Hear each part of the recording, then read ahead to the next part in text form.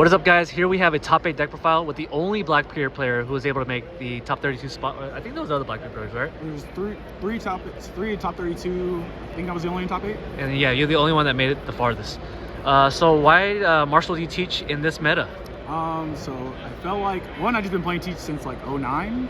I have like, I think like 2 or 3 tops on it, and I just feel like the fact that sometimes you can just flip your leader and you're like, I'm pretty favored, as long as I play well, then like I should win. Okay. Then like I like that style of leader, and then like your deck's pretty consistent, so you're playing so many starters that it's like fine. You should see all your cards. Yeah. I think in a long tournaments that like matters a lot. Of course, it's like a power level type thing.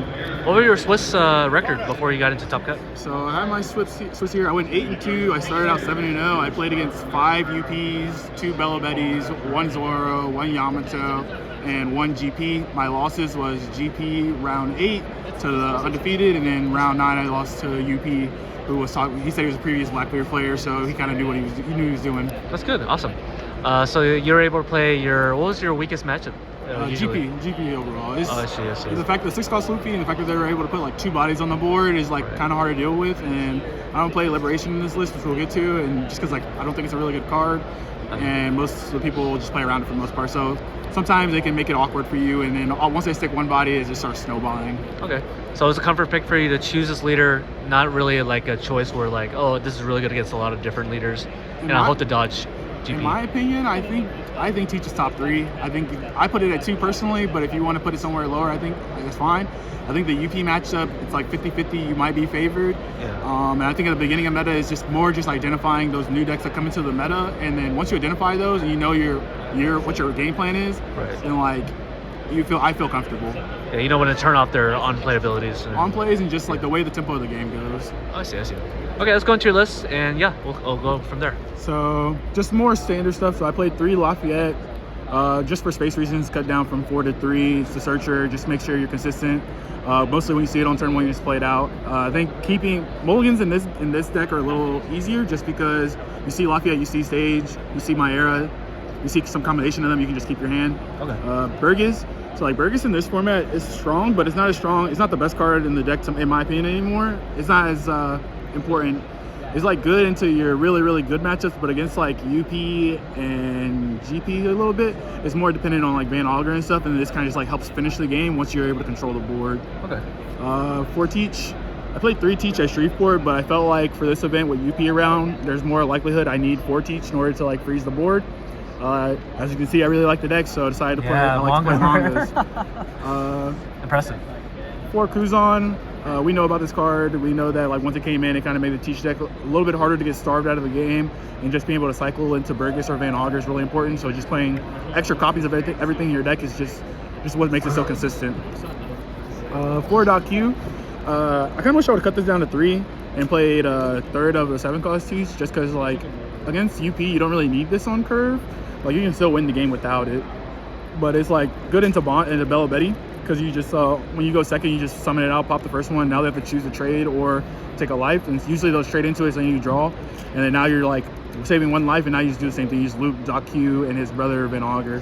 I think this is like the most important. Like you have to see this almost every game against all the Luffy decks, because being able to tempo the game out with Q and 7-cost Teach on curve makes the game super simple. And then against UP, once you end with like 2 of these and then 1 of these, they're forced to play an event, so they'll go either like grab late on this, try and trade into this. If they try and trade into this, just grab it back and play it back out, and just find more Van Augers.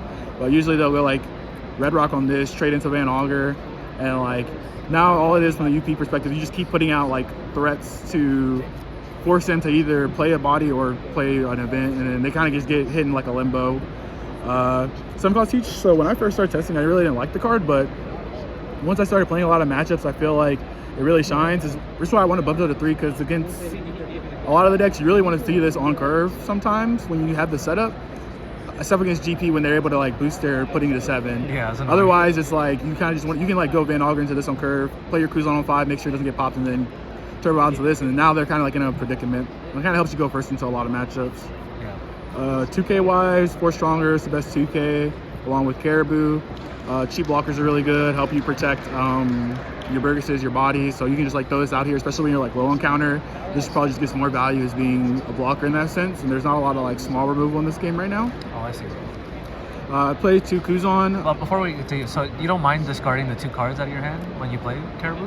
When Is that you- optional? Oh no, it's since you're playing Teach, sorry, you don't have to do the on-play effects. Right. So it's I actually completely just forgot. Yeah. it's actually just a one cost blocker. It's kind of like how last format we started to transfer into Vivi for the most part. Right. It just replaced Vivi. Okay. I really wanted to play 2 Kuzan. I feel like one thing you can do with Teach, because it's the leader ability lets you discard a lot of cards and you have stage to filter a lot of your cards. I feel like you can play more cards that are just kind of neat situations, and Kuzan's like one of those cards where either say you ran out of Teaches or you like want to play this on 6, so you just want to float back into a Burgess. Like you can play this card. It came up into Bella Betty, into like the aggro matchups, because you kind of just throw this out there. This takes up an attack. Now you get a swinger back out to swing back on their board, so it's really good in that sense. Okay. And then another blocker, Basco Shot. I just want another weenie blocker. I kind of wish this was one of either Devon or Sanwan Wolf, just because the 2 cost doesn't actually matter that much. You end up discarding it in most of the matchups anyway, and being able to float back into a swinging body is probably better for the Kuzan. Events, I played 2 Black Hole. I don't think there's a lot of Teach mirrors, and so you don't really need 3 Black Hole.